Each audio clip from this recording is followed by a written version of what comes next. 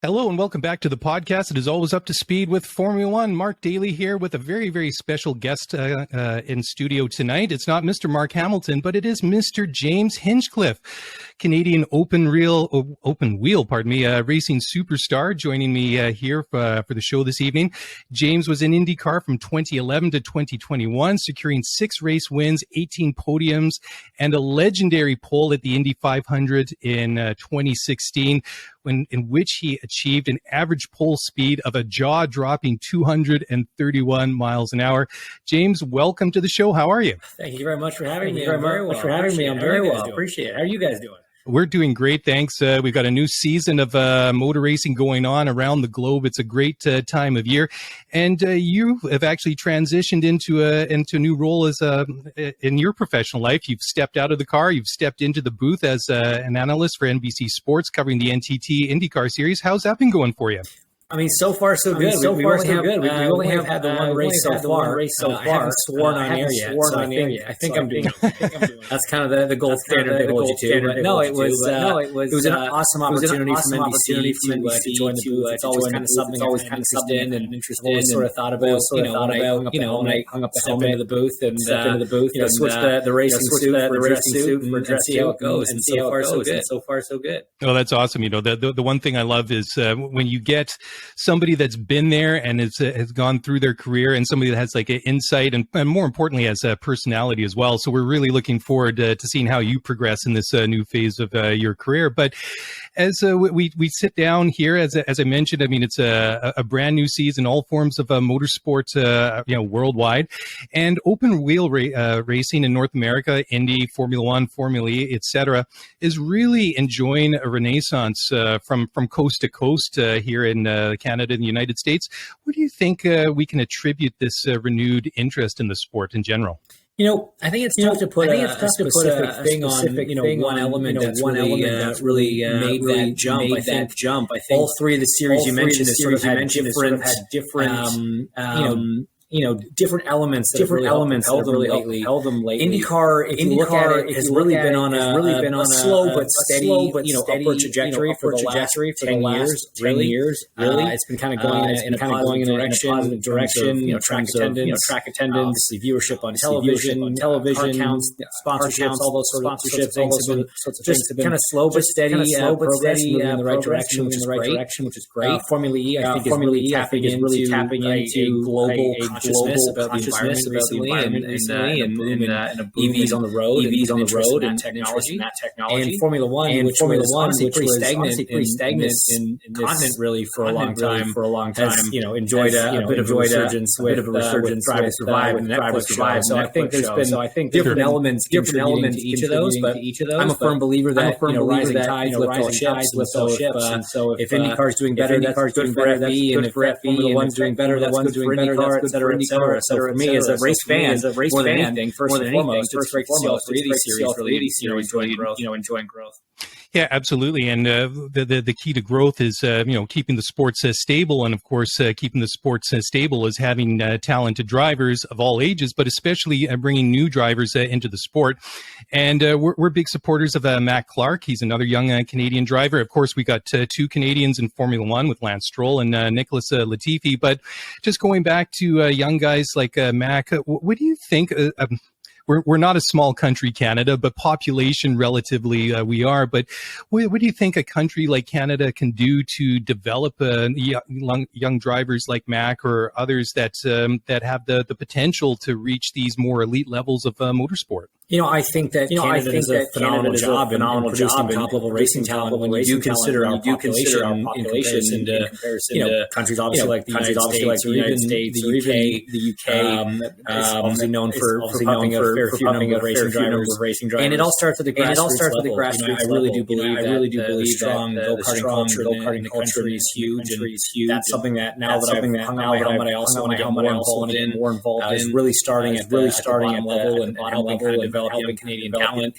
I know Mac very well. I've been helping him out. I've been helping mentoring him and his family a little bit, trying to get them as far up the ladder as we can. Not the first Canadian we've worked with them in Francesco in the IndyCar series as well. Trying to help Canadians at the forefront of motorsports. Like I said, I think we do a really good job. When you consider the size of the pool we have to draw from.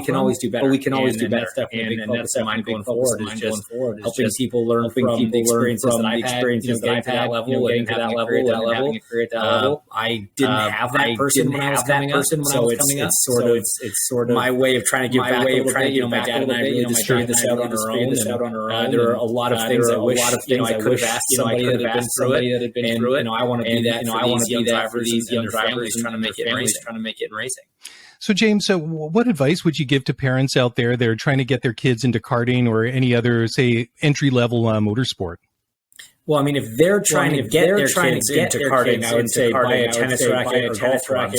If the kid already likes karting and racing, that's a different story. It's obviously challenging to tackle. The barriers are huge, and the amount of work you have to do off track just to put yourself in a position to be on track, to show what you can do in terms of raising the financing and the sponsorship and all that. It's not for the faint of heart. So the best advice I can honestly give is don't give up. It really comes down to who outworks. There are a lot of talented drivers out there. The further up the ranks you go, what you find is talent isn't necessarily what makes drivers fall off the radar. It's their work ethic. It's their work ethic. Not willing to put in the work and slog it out. It doesn't seem right or doesn't seem fair because it is. That's just the nature of the sport. And ultimately, drivers that keep at it. Drivers don't give up. Don't give up, improving themselves, as racers on track, obviously putting in the work and not giving up off track as well. Those are ultimately the opportunities to get into the car and show what they can do. So that's the best piece of advice I can give to any up-and-coming driver. Yeah, you can never underestimate or underrate work ethic. That's definitely a key component in any aspect of life. So, Hinch, let's talk now about Formula E. So, Vancouver is welcoming the Formula E World Championship to our city for the first time this summer. We're really excited about it. So, you mentioned it just in the opening there, is that you can go out right now on the roads and you'll see tons of EVs almost anywhere you see. So, when it comes to taking those cars off the roads and onto the racetrack, what is it that excites you most about Formula E racing?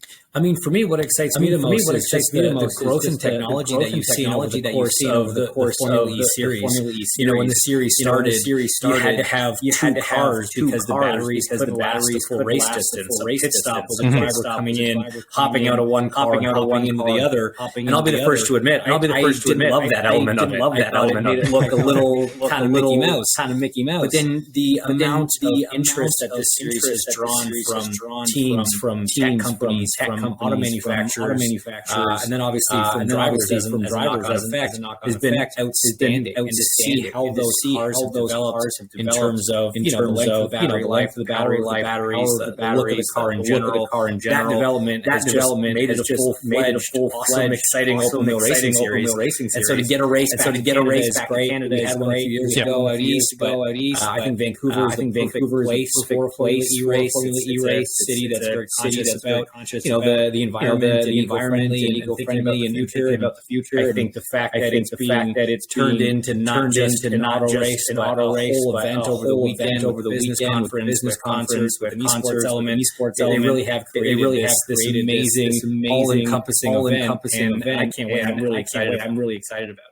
I was going to ask you, because when it comes to Formula One, to IndyCar, to whatever racing series it is, they all have their own unique identity. They have their own, own special feel to them that really makes them different from each other. But what do you think that it is that makes Formula E so special? Is it just some of those things that you just mentioned and alluded to, or is there's something else that we haven't discussed yet? Well, no, I do think a lot of it is the technology side of it. A lot of what made Formula One so popular way back when was cutting edge technology. It was where road car technology was really being developed and refined. A lot of tricks that were put on the racetrack have ended up in everyday road cars. And as the road car industry shifts towards a bigger EV section, that need exists on the racetrack to give these manufacturers this really cool R&D and designing new parts and evolving this technology. So for me, as a nerdy race fan, I think that's awesome. The fact that from a driving standpoint, it's a very different thing to drive than any other gas-powered car. The way the engine behaves and reacts, the way that you have to conserve and manage your own regen and regeneration of the battery as you drive. That's a concept that doesn't exist in IndyCar, NASCAR, sports car racing. So it's very unique in a lot of ways. You look at the level of team and driver that of the series. It just shows that it's the real deal. It's the real deal. Yeah, absolutely. And the thing is, I mean, with Formula E, they finally put down some roots. They're established now, but they're still the new kid on the block.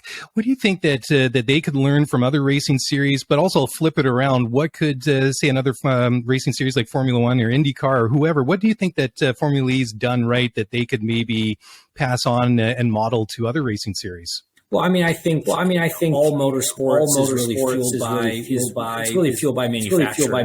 That's sort of the first key component. And if you look at the number of manufacturers that are involved in Formula E, they're doing something. We have two in IndyCar. Engine manufacturers in Formula One. But there's more than that. There's more than that, and a lot of interest from the board. So I think that's certainly something that other series can learn from. Thinking of ways to attract and engage manufacturer interest. And again, like I touched on before, it's more than just a motor race, right? You have to make these races events. And I think that the race in Vancouver is really a new standard. It's going to set a standard even in terms of Formula E events for what other motorsport series can look at doing for their race weekend. It is so much more than just a motor race. There are so many things that fighting for people's attention and disposable dollars these days. You've got to give them the best value for money, the best bang for their buck, and incorporating all these different elements. Like we're doing here in Vancouver over Canada Day weekend is the best way to do it.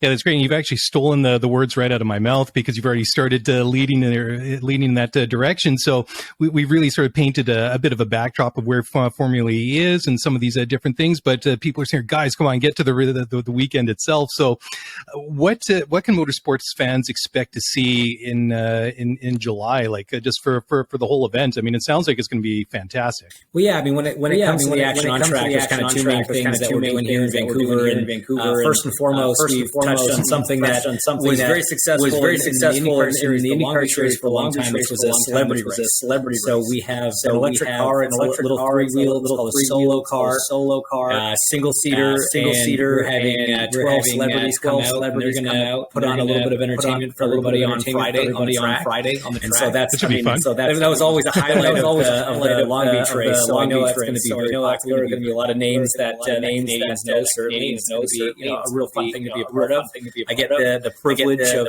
coaching these guys and girls in the lead up to the event. So I'm hoping all my students do well on race day. And then Saturday I was into the Formula E race. And what's so cool about those events is they are single day events. So the drivers will practice, qualify, and race all in one day. So you kind of get the whole experience just in one day at the track. It's obviously a new track for all these drivers. So sports fans, it's always fun to see teams and drivers show up to a new place.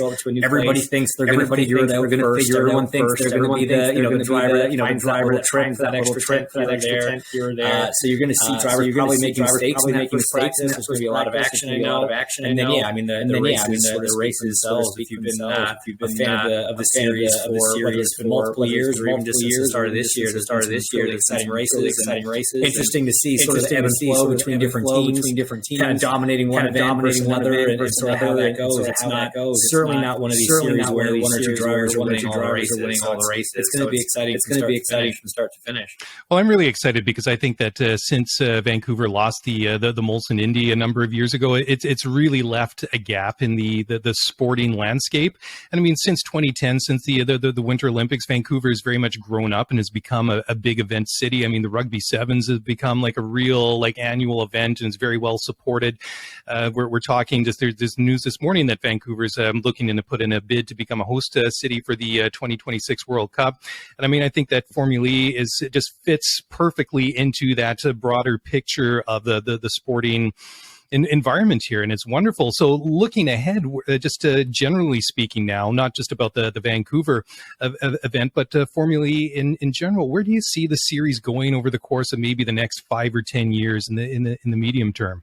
Well, I mean, first, I just want to echo your thought that motorsports has been craved, I think, in Vancouver since we lost the Indy, and I know that was a massively everybody in the series, so it's so exciting to be able to bring motorsports back to downtown Vancouver, and it's an interesting question, the future of this series. As you look at the growth and development over the first 6-7 years, it's exponential. So it's crazy to think where this really could go from a technological standpoint, not just from a physical standpoint, in terms of what markets do I think they can find races in. There is no place on earth that is untouched by the need to be a little more energy conscious and eco-friendly, and so I think that there is an appetite for this series everywhere. But the plan is, and the hope is that we can make the Vancouver one of the most exciting on the schedule, that's around for the next 5 or 10 years.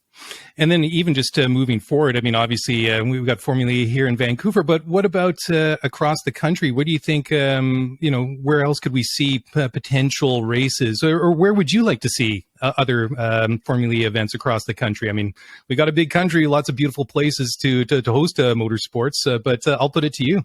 I mean, I'd obviously love to see one back in Montreal, back in Montreal, and Toronto, ultimately, anywhere there's a big city appetite for something like this.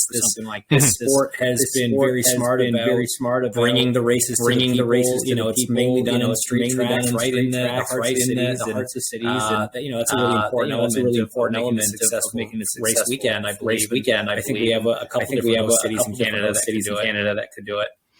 Well, it's awesome. Let's shift now to a bit maybe of a lateral discussion. But as we were just talking at the top here, obviously the racing series are starting again across the board. Any predictions, not only just for Formula E but Formula One and IndyCar? I mean, you're the expert, so I got to put it to you and see, put you on the hot seat, James. Oh man, I don't know if that's the right word yet. It's tough. It's very tough. It's very tough. When you think of Formula E. I have been super impressed with Nick DeVries over the last few seasons. We had the chance to watch him test an IndyCar also recently. There was a lot of drivers actually this offseason with Formula E, Formula One, Formula Car experience. I got to do different IndyCars, and far and away the most impressive of that group of drivers. And so I was definitely keeping an extra eye on him this year. Obviously done well in the past, and then comes in and wins the first round. So tough to bet against him.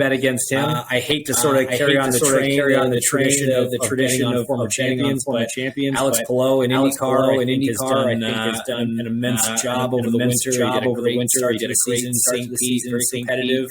When it counted, themselves out of a bit of the weekend to bring off a very strong finish there. And when you look at what he did last year, he seems unflappable. So as long as the car is still capable, and racing is certainly known for providing capable equipment. I think he's going to be very tough to beat. And in Formula One, who knows? That one is such an exciting year, right? For the first time in almost a decade. Who knows? Any one of the last few years, you probably two people that were going to win the championship. But now it truly is up in the air. I think I've been watching testing pretty closely, like most motorsports fans have. We can all only hope that Mercedes is actually struggling as much as we're saying, and it's not just service they always give in March. But we'll see. I think either way, we did the last year to last best seasons that I can certainly remember. And I think this year will be, just as exciting in a different way. In a different way, a lot more drivers regularly fighting for wins. It won't just be between two drivers. I think it's a battle between 3 or 4, hopefully.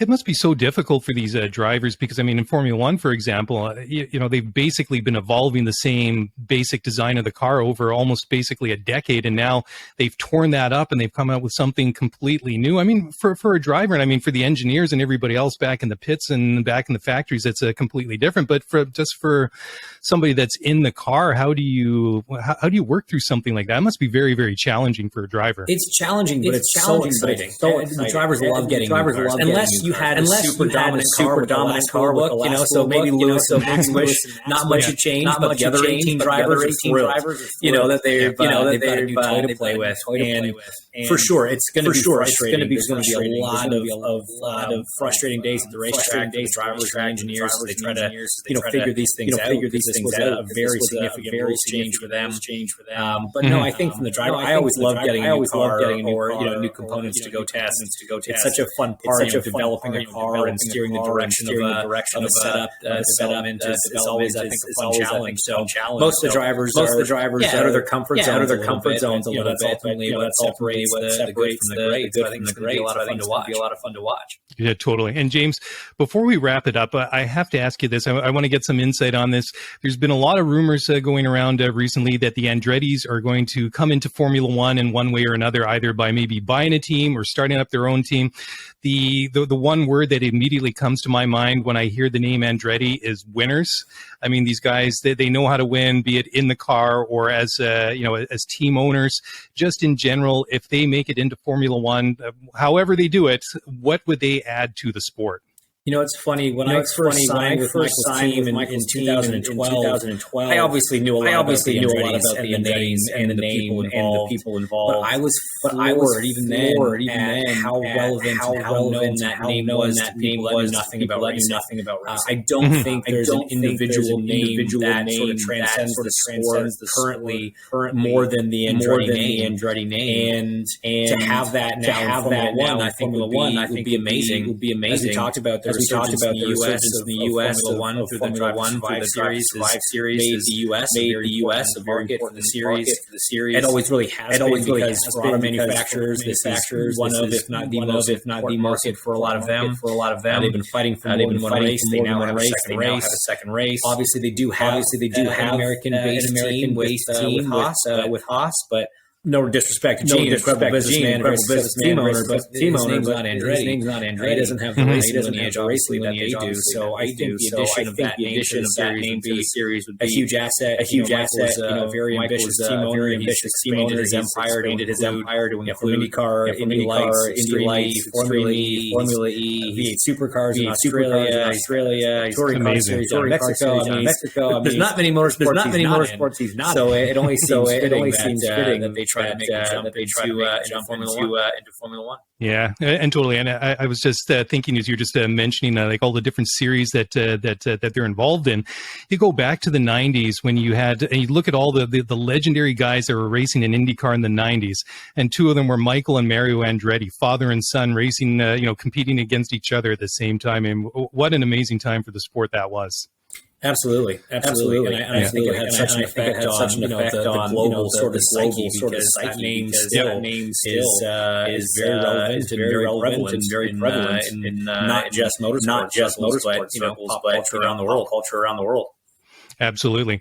Well, James, thank you so very much for taking some time to join us this evening. Before we let you go, just let everybody at home know where they can follow you online or on social media to keep up with everything you got going. Yeah, appreciate it.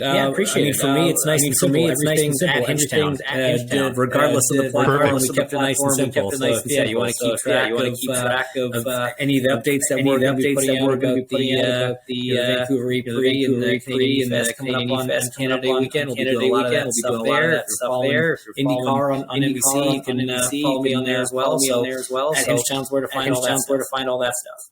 That's awesome. Again, thank you for your time. We look forward to seeing you, following you on TV all this year through the IndyCar season. Look forward to seeing you back here in Vancouver in July.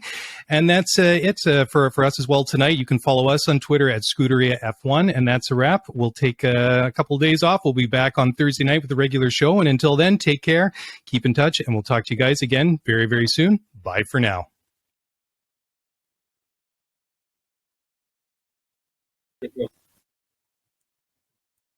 I have to add something.